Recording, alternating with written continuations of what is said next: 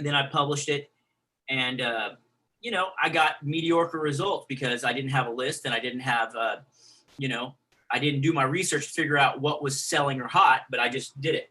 And I think from that standpoint, I started trying to market some stuff on Instagram and stuff. But okay, the writing process, I'm kind of getting off track. I just think either I hire a ghostwriter or I write it myself. And I don't know. I just I write a lot of my stuff with Google Chrome on what do you call that?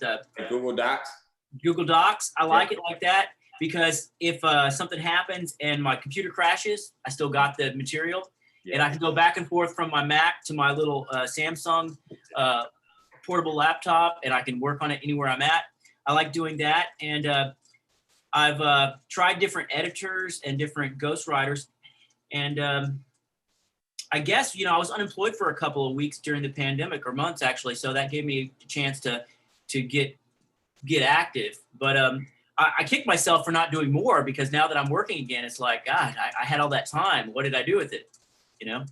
So speaking of that, so let me ask you a question here. So now you just mentioned the pandemic, and you see like all of these people that are part of the Kindle Cash Flow community that are taking the course and making money with it.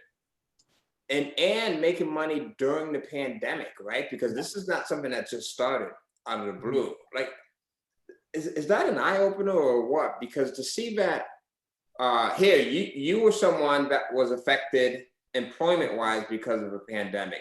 Yeah. But then there's people that are taking the Kindle Cash Flow course, they're publishing this digital real estate, they've got their intellectual property, and it's still making the money.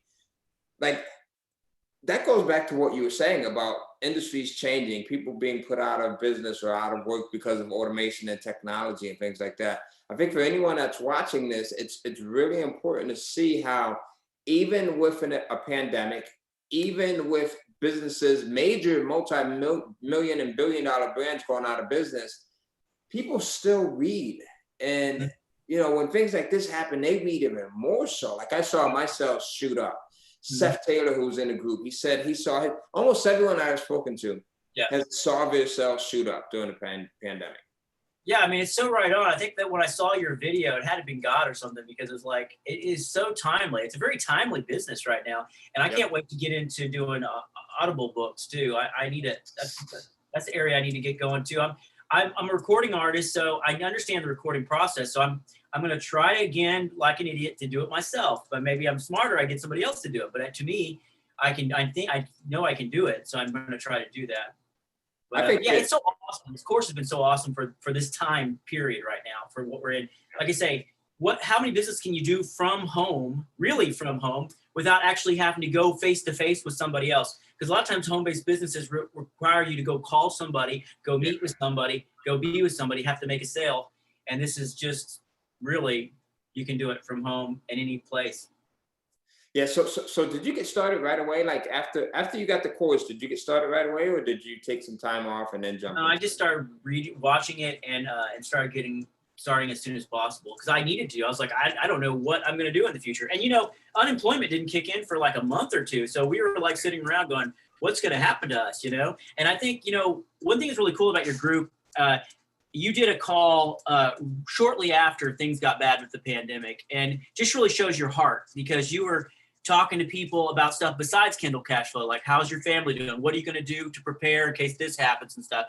And how's your faith, your religion, and and that just shows your heart. I think that's really awesome. But I think at the time I was really frustrated, so I didn't want to hear about this. Like, how do we do this now? I can't be listening to all this. I felt like it was a kumbaya moment, and I was like, okay, people, we're all holding hands here digitally, but let's get it going. Let's get the money making here.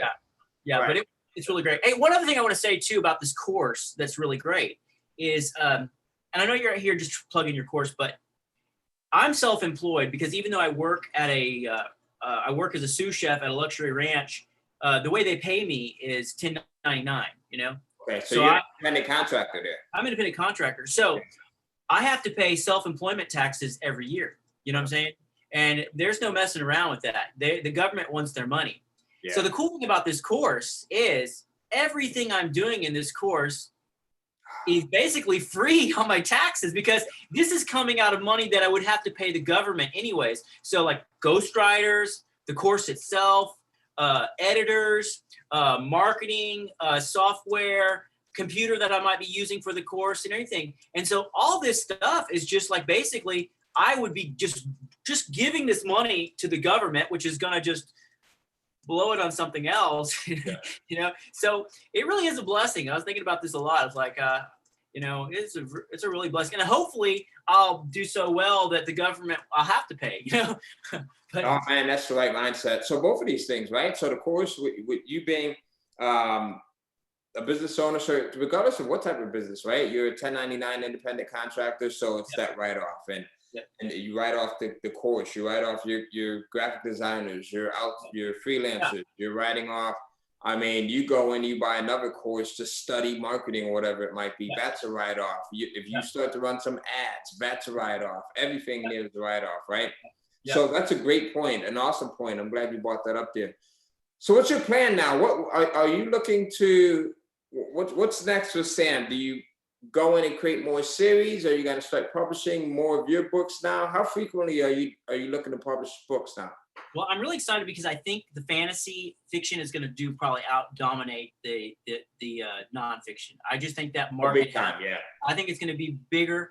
But you know, it's cool. Like I set up my payments from Amazon to go to a separate bank account than my normal bank account, because I just want it to go in there and I don't even want to think about it. I want just to store it up, you know what I'm saying? So I can invest it and do things like that. Because, you know, it is really cool. It's really cool having that income coming in where I'm not working, but I am working, but it's just coming in kind of semi-passively once we get the books up. But I'm definitely going to, here's the deal. It's like, I'm kind of sporadic here in my thinking, so forgive me. I'm a little bit. No, this is good stuff, Sam. You're good, man. You keep it going. But I want to say, look, I'm 42, and people say that I'm very handsome and young looking. I accept that.